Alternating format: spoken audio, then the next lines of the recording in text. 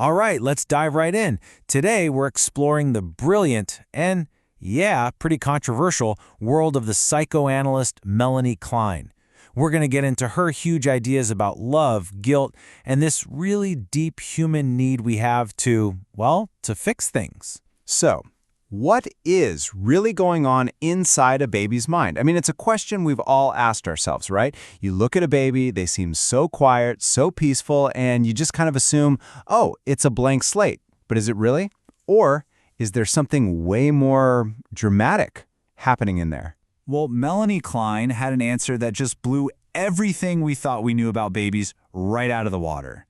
She basically said a baby's inner world, it's not quiet at all. It's this wild, chaotic storm of fantasy, fear, and desire. And all those powerful feelings are what end up shaping who we are. Her whole theory kicks off in a place she called the paranoid schizoid position. Okay, so the paranoid schizoid position, that's what Klein called this very first phase of life. And look, I know those words sound super clinical, maybe a little scary, but really they just describe a state of mind that every single one of us went through. A time when our world was all broken up, fragmented, and pretty full of fear. Just try to imagine it for a second. You don't have a solid sense of yourself. There's no clear line between me and everything else. All you've got are these huge, overwhelming sensations: hunger, warmth, pain. Klein's idea was that the baby just projects all of that outward. It literally paints the world with its own inner chaos. And you can see this struggle perfectly in a little story from Klein's work. She had a young patient, a boy named Fritz, and after he found out that fairy tales weren't real, he started needing constant reassurance about, well, everything else. He'd ask this anxious question over and over. But locksmiths are real, aren't they? It just shows you that really deep effort to build a solid reality, to figure out what's real and what's just in your head. So, okay, in this completely chaotic inner world, how does a baby even start to figure out the most important person in its life? Its mother. Well, Klein's answer is a big one. The baby doesn't see her as one person at all. Instead of seeing one whole person, the infant experiences parts. When mom is there with milk and comfort, she's the good breast. You know, this perfect, amazing source of all love and satisfaction. But when she's not there, or when something is frustrating, she becomes the bad breast. A scary, persecuting thing to be feared. Now, how do you deal with these incredibly intense, totally opposite feelings? Klein said the infant uses a defense mechanism called splitting. It's pretty much what it sounds like. It's a way to keep the good and the bad parts completely separate in its mind. And the reason for this is absolutely crucial. It's to protect that perfect, loved object from the baby's own aggressive, destructive feelings. It's a way to keep the good stuff safe from the bad stuff. And we're not talking about a mild fear of this bad object. Klein called it persecutory anxiety. And honestly, her descriptions are pretty chilling. The baby literally fears that these bad objects, which remember are just projections of its own anger, are going to devour it, cut it to pieces, poison it. I mean, truly gruesome stuff.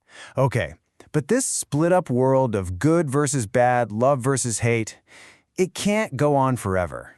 The next part of Klein's story is where we see this massive shift. It's the journey from being all broken up inside to becoming whole. And this leads to the big question. What happens when that mental wall, that splitting, starts to break down? What happens when the baby begins to realize that the wonderful good mother and the terrible bad mother are actually the very same person? That realization is what kicks off the next stage, what Klein called the depressive position. This is the moment the baby finally puts it all together, love and hate, and sees the mother as one single whole person. And with that huge realization comes a brand new, incredibly powerful emotion: guilt. Guilt for all those angry, destructive feelings it had toward the very same person it loves so much. You could say this process is basically the birth of our conscience. So, step 1, integration. You see your mom as a whole person. Step 2, guilt. That awful fear that, oh no, my anger might have actually hurt or destroyed this person I love.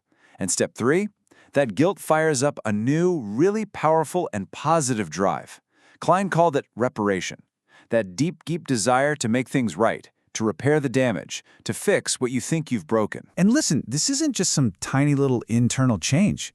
Klein herself said this drive for reparation is monumental.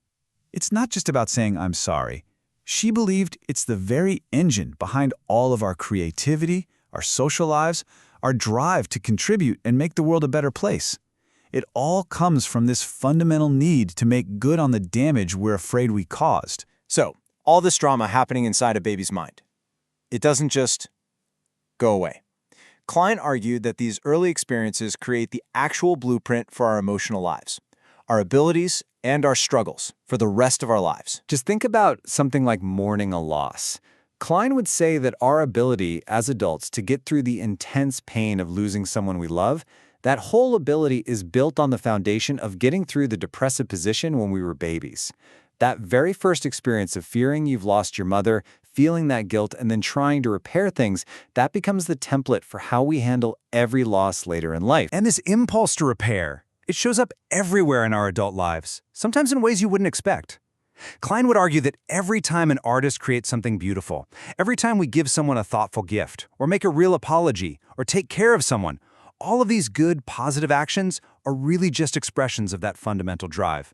The drive to repair and restore a world that in our earliest fantasies, we believed we had destroyed. And the stakes here are incredibly high. I mean, what happens if this process goes wrong?